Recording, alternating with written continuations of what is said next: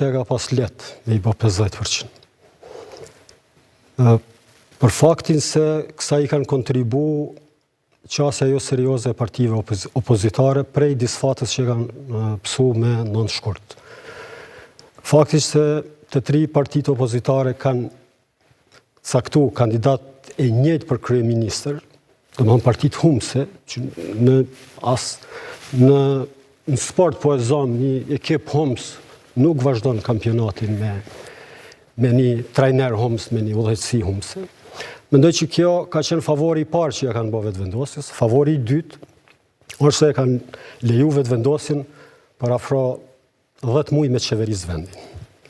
Me i pas në dispozicion kapacitetet institucionale edhe me i shty para disa politikat cilat mendoj se kanë afirmu gatishmërinë e saj për edhe kanë dhënë prova se kjo qeveri garanton edhe stabilitet ekonomik, edhe mirëqenie sociale, edhe mbështetjet politikave, kulturore, sportive e tjera. Gjatë kësaj periude, fokusi vetëvendosjes ka qenë te disa target grupe me cilat nuk kanë punu partitë opozitare. Partitë opozitare, të them drejtën, ju kanë qas fuqisë politike sikur t'i kenë vendet e rezervuara në kuvend. Dhe ka vite që këto parti sigur i kanë vendet e rezervuara në kuvend dhe përpjekja e tyre nuk është që të rritën këto vende në kuvend, po si të luftohet brenda llojit që të sigurohen këto vende. Dhe ky komoditet i tyre, po mendoj se është përkthy në suksesin e vetëvendosjes, tek cilët ka një tjetër entuziazëm, ata kanë një tjetër ideal për kur i qasën garës edhe kur luftojnë për pushtet. Nuk ka shumë protagonizëm te strukturat e partisë, hiç liderin i cili është lokomotiv e gjitha komunikime me publikun, ndryshe prej partive tjera ku ka shumë luftë për protagonizëm. Do thotë ka më shumë personalizim të aktivitetit politik se sa shkrihet atij aktiviteti në interes të rritjes së partisë politike. Dhe këtu unë mendoj se është dallimi shumë i madh. Është substancial, është konceptual, është strukturor. Do thotë këto parti për cilat na kemi menduar se kanë krijuar një farë pjekurie politike, meqense janë për afër 25 vjet skenën politike, është dëshmuar se ajo pjekuri në thojza e tyre. Vetëse shumë kosh Elmaz nëse mund të intervenoj, po ja atribon para shumë leadershipit, mitit të liderit që është krijuar, që ka zoti Kurti në krahasim me zotin Hamza dhe zotin Abdigjiku që janë për më shumë si teknokrat, njerëz që mund të bëjnë shumë çka në qeverisje, por nuk kanë dëshmuar shumë leadership. Sa qëndron kjo? Bas edhe ju tjerët mund të... Po, patjetër sa qëndron. Albin Kurti është dëshmu jo tash, është dëshmu prej kur është faqë në skenën politike. Për guximin, për konsistencën e tij, për vetmohimin, edhe gatishmërinë me u përballë me sfida. Do thotë është një karakter politik i cili ka kondicion jashtëzakonshëm me qëndru në, t'i quajmë në staza të gjata. Domethënë është maratonist i politikës. Përtej kësaj, ai e ka zgjedhur një formë tjetër të bamjes politike. Ai nuk flet me zonin e vet, po flet me zonin e qytetarëve. Ai e ka kapitalizuar zonin e qytetarëve, e ka përkthyer në platformë politike. Dhe kjo atij i bën një favor për shkak se kur e dëgjojnë njerëz duke komunikuar me publikun, ata e shohin veten te Albin Kurti. Ndryshe prej partive tjera të cilët i bëjnë ftesë qytetarëve, hajde ju në partinë tonë, ai nuk e ka këtë ftesë, nuk e bën në formën në mënyrë arbitrare ta quaj ashtu. Prandaj ka disa nuanca që përveç kapaciteteve intelektuale, profesionale edhe përvojës tij politike, ka të bëjë me mënyrën se si e ka ndërtuar narracionin politik në raport me qytetarët. Duke pat intervenime. Nëse e shikojmë konceptualisht çështjen e leadershipit, që në fakt është procesi këmbimit të ndikimit të liderit karshithtarëve,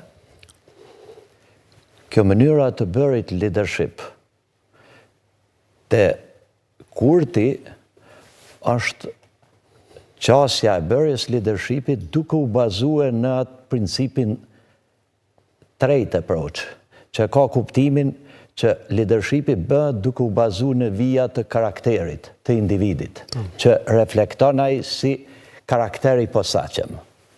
Ndërsa, kur është në pyetje Partia Demokratike dhe Lidhja Demokratike e Kosovës, ata vujnë për leadership.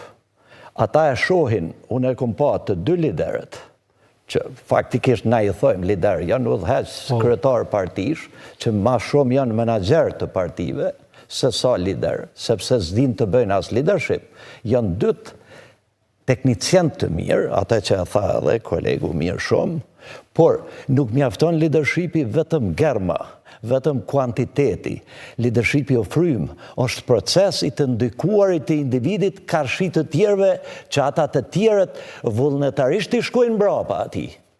Këta e kanë marrë, si me thonë, të mirë bërë atë punë, se ekziston partia, sepse unë në një farforme me mire një lidhën demokratike, se sa partinë demokratike, por lidhja demokratike e Kosovës ka vujt për lider, vazhdimisht ka vujt, nga vdekja e presidentit historik Ibrahim Rugova deri sot, sepse kanë ardhur në shprehje menaxher të thjesht në kuptimin që din me bë buxhete mirë, siç ishte Isa Mustafa, mas tij edhe Fatmir Sejdeva apo Lumir Abdigjiku, din me bë buxhete, din me numëru njerëz, din me bë procesin e rekrutimit në aspektin menaxherial, po nuk din të përçojnë frym.